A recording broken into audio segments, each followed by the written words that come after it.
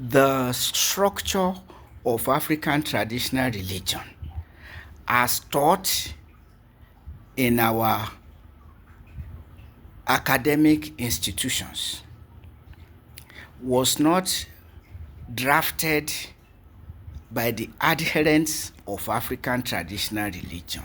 So let us have that at the back of our mind, that what is called the structure of African traditional religion was not drawn or analyzed by the adherents of African traditional religion, but by university scholars, foreign and local. It started with the foreign, and with a specific name.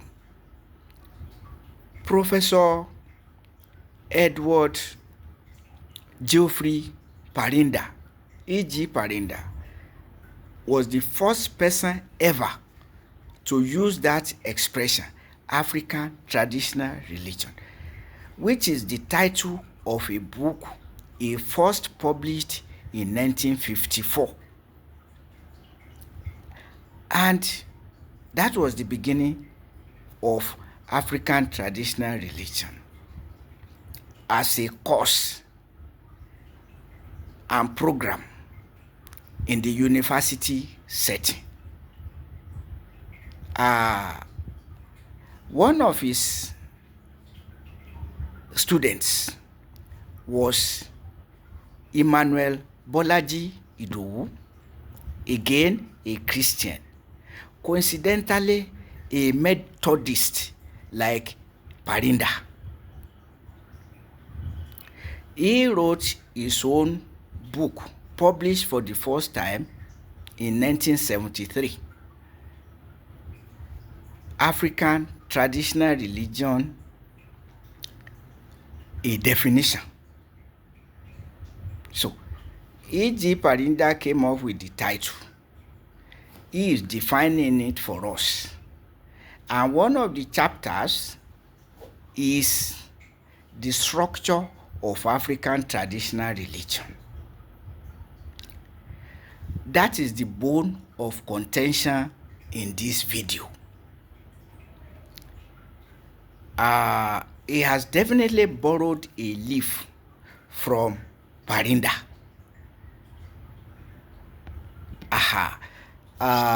So what did Idowu present to us as the structure of African traditional religion? According to him, African traditional religion consists of 5 elements. 5 elements. God, the supreme being, the creator, as viewed by traditional Africans. And you would think the whole world believes in a supreme being, call him God, in whatever language, who created this world and is in control of it. So God, the supreme being, the creator. So there is no argument about that. That traditional Africans believe in such a being who is supreme, omnipotent, omniscient, omnipresent, and so on. So, no argument. In the second instance are the divinities that God sent down to create and populate the earth. In other words, unlike the story of Adam and Eve that started with a couple, we call that monogenism, that the whole world started with a couple. But don't forget that that story of Adam and Eve is a myth. Nobody was there when God created the world, so no historian can tell us how God created the world. And we know it's a myth also because the author says God created human beings from clay. He molded him and then breathed unto him, and the molded image came into life. In the first instance, God will not create something from something. He creates from nothing, ex nihilo, out of nothing. He orders into existence, let there be, and they will appear, not to go and dig clay. So anthropomorphism is projected in the myth, conceiving God as if he were a human being going to dig clay, or even snake discussing with human being and the rest. All these are fables that we have, I would think, in every culture. So, but then the issue of divinities as in African theology is that God sent down divinities with their wives. So the world did not start with a single couple, but with divinities and their families. So there have always been families, and one family goes to marry from another family, rather than the single couple in which incest will necessarily and unavoidably be committed. I don't know how many cultures in this world accept incest, but if the world started with incest, incest will have continued and accepted as a normal thing to do. So at any rate, God, the divinity that is sent down to create and populate the earth, then in the third instance are the ancestors who originated from the divinities, and we came from our ancestors who were our forebears. So the ancestors and the ancestresses, because the world is composed of male and female. A bird does not fly with a wing. So our ancestors and ancestresses in the third instance. In the fourth instance, spirits. That Africans believe in the existence of spirits. Again, which people in the world don't believe in the existence of spirits? So, the four. But the fifth one, added by Idowu, and he borrowed it from Parinda, is magic and mercy.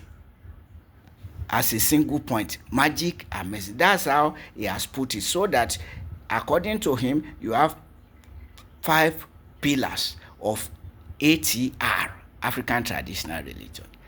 I am saying that the 4 are valid and conclusive. The 5th one, magic and mercy, are not part and parcel of African traditional religion.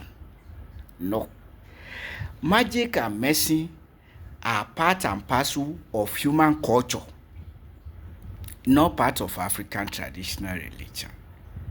All over the world, people make mercy and magic. And let me tell you, you don't need religious faith for magic and mercy to work for you.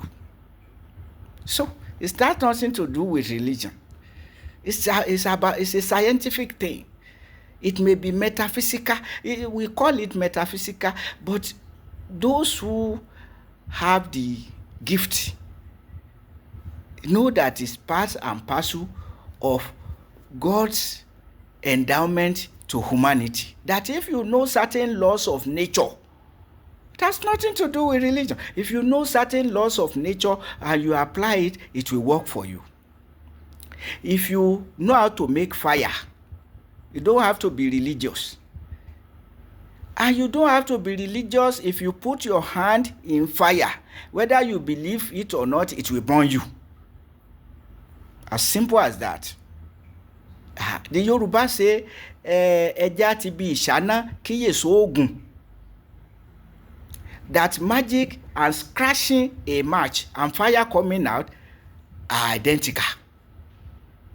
And that's how it goes. So it's not about religion. Magic and medicine are not part of African traditional religion. They are part of African culture, like part of any other culture in the world. So and this is coming from Parinda too, who listed witches, sorcerers, sorcery, witchcraft, and sorcery as part of African traditional religion. While Idowu did not add that, he has also missed it. It could be deliberate, because the intention of Christians, and we are talking of Methodists now, and another Methodist who took it from Parinda was G.S. Mbiti, also a Methodist. You see, the three of them, they are principal in the study of African traditional religion. Parinda gave us the title. Idowu took it over. Mbiti, well, he said it should not be African traditional religion, it should be African traditional religions, which means he doesn't know the meaning of religion. Religion is that they believe in the same thing, even notwithstanding the varieties. Islam has innumerable denominations, still Islam. Christianity has innumerable denominations, still Christianity. So, but eventually, he first published in 1975. Idowu 70, Parinda 54, Idowu 73, G.S. Mbiti 75. In 1991, Mbiti revised his work and reverted to African traditional religion. He came to realize that the commonalities in African traditional religion is more than the differences. So he came to the singular African traditional religion.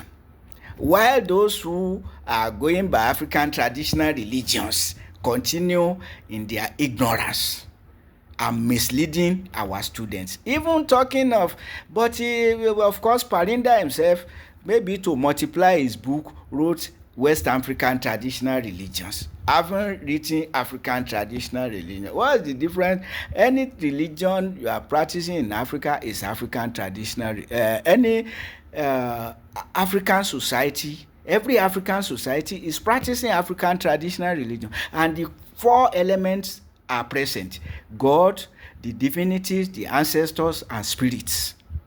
They are present. Magic, if you know it, medicine, if you know how to make it, you know the laws, you know what to put together, you know what to say, and the rest of it is a different ball game. And Idowu distinguishes between magic and between religion and magic. He says the motto of religion is "Thy will be done," God's will be done. According to him, the motto of magic is "My will be done." So, having distinguished between magic and religion, how do you then list magic as part of African traditional religion? So that is self-contradiction. I don't agree with him that magic is about "my motto be done." No. People make magic to help other people. And then, of course, where you need magic, if you don't use magic, you are dead. Go and hunt wild animals and don't have the right magic, you are dead. So God, who made the world, has made it complete. So any holy book condemning magic doesn't know what it's talking about. And no holy book is written by God himself. Every holy book was written by some human beings. We have to agree that. So, but as far as the structure of African traditional religion is concerned, 4 elements.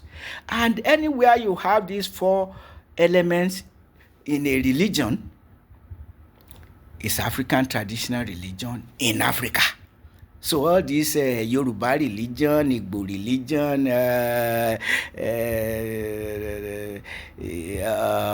Edo religion, no.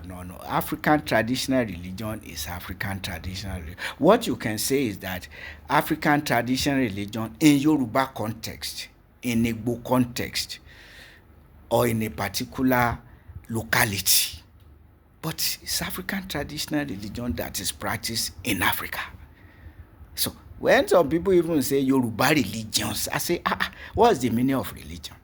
When we go to that, you will realize what I'm saying. So let us not think that those who wrote in those days have written what everybody, the facts of the case. Yes, they have impacted knowledge, but we have to re-examine their knowledge and correct the anomalies that what they impart may contain. Four pillars: God himself, the divinities, the ancestors, and spirits. And the spirits, the whole world believe in all of this.